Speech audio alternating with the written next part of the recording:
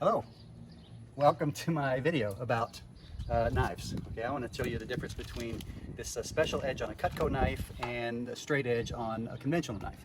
So I want to make sure everything is completely on the up and up. So I want to start by opening this box. Amazon Prime, and I don't know why they sent me a box this big for one little knife. Okay, but I ordered one knife from a brand called Wüsthof. Okay, Wüsthof is a tremendous, very high quality brand of kitchen knife made in Germany. This was $168 plus tax for this knife. All right, so it is it's not some super cheap thing here. And here's what it looks like. That other way. All right, very good. So this is a Wüsthof knife. Okay.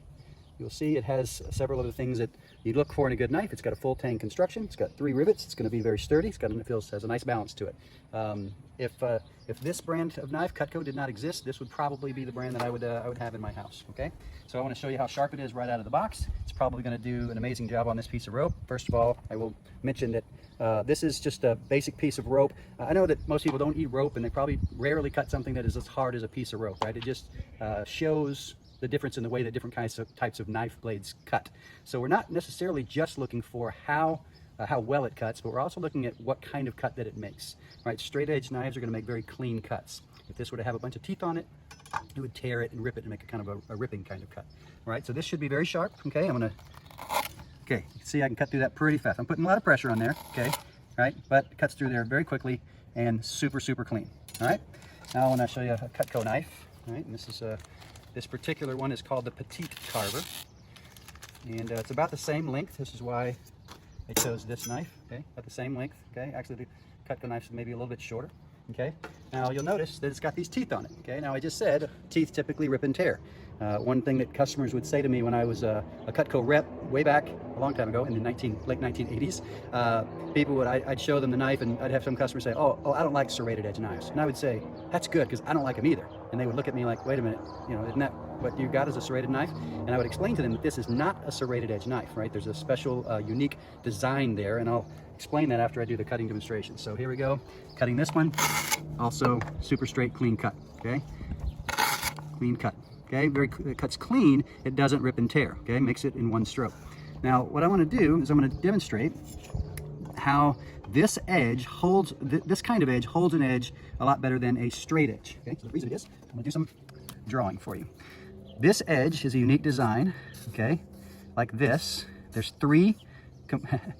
My art is not tremendous. There are 3 completely straight edges in between these points. This edge is for cutting this direction, this edge is for cutting this direction, this edge is for cutting straight down. So it's called a 3-directional recessed cutting edge. It's recessed, meaning these points are not actually sharp. These points are not designed to do any cutting. They're just designed to protect these edges that are in between the points. So what I'm going to do is I'm going to enhance the dulling process. I could just rub this on a cutting board, simulate 5,000 cuts or what it would take over a course of a year or something, but I'm going to use the bottom of a cup. Okay, the reason I'm going to use this is because it's just going to make it happen. The normal wear and tear, it's just going to happen tremendously faster than it normally would. So all I'm going to do is I'm going to take this, and I'm letting the weight of the blade only just do that. Okay, 2, 3, 4, 5. Okay, 5 simple cuts. Okay, I will do the same thing. Actually, let's do the cutting first. Now I got a mess here. Sorry. Okay, back to the piece of rope. Okay, now I did 5 cuts. Okay, and I'm pushing extremely hard. Okay, extremely hard, if you can tell. Okay, pretty much all the weight I can possibly put with one hand I'm putting on here.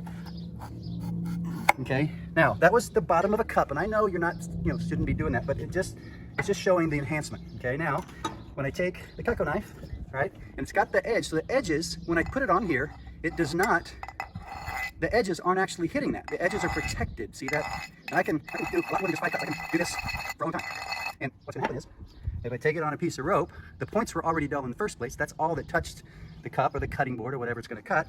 And I can take it, and you're going to find that it's still going to cut in one stroke. Okay? It's going to cut just like it did before. That's what makes this edge unique. It cuts like a straight edge, but it looks like a serrated edge. Okay? So to understand the points, something that I used to say, a little pun, a joke I used to say about the points is, the points are there not to be the edge, but to protect the edge. And that's what gives Cutco the edge.